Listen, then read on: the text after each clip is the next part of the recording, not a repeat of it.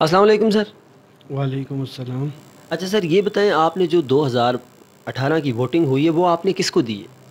P T I کو vote دیے۔ اچھا یہ بتائیں کہ آپ نے جو ووٹ دی تھی اس کے بعد آپ کو پتہ ہے کہ وزیر اعظم صاحب کے عمران خان صاحب، کیونکہ اس وقت پی ٹی آئی کی حکومت ہے، انہوں نے جو وعدے کیے ہوئے تھے عوام کے ساتھ، عوام کے لیے جو ریلیفنگ وغیرہ بتائی تھی، وہ اس وقت جو تبدیلی ہے آپ اس سے متاثر ہیں؟ جو وعدے کیے تھے وہ سچے آپ کو ہوتے ہوئے نظر آ رہے ہیں؟ جی بالکل، میں مطمئن ہوں، پرعزم ہوں، انشاءاللہ پورے ہوں گے۔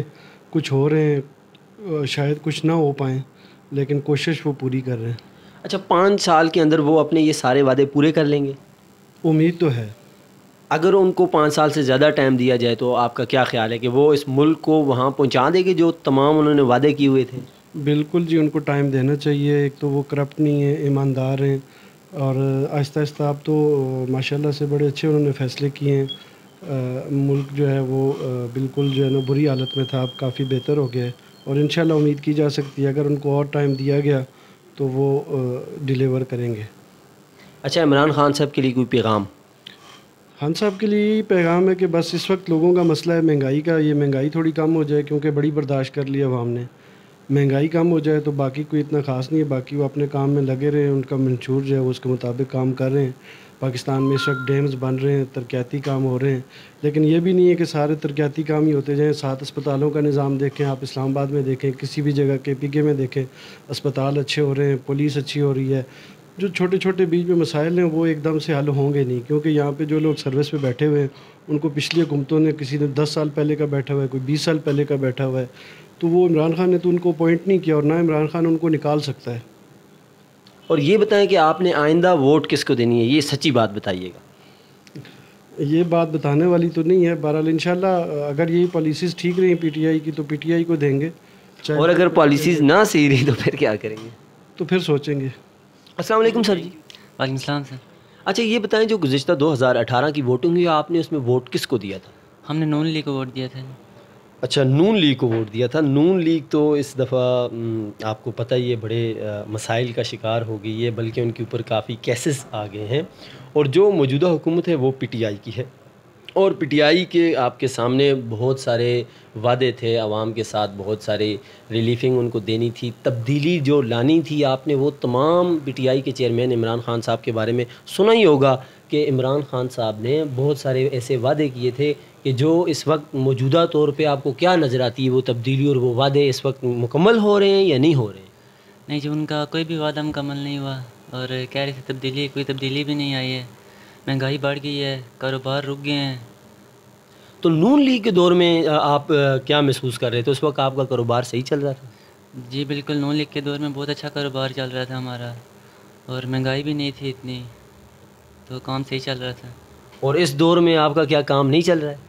اس دور میں بہت مشکل ہو رہا ہے، کاروبار بالکل رکے ہوئے ہیں، مہنگائی اتنی بڑھ گئی ہے، ہر چیز مہنگی ہوئی ہے۔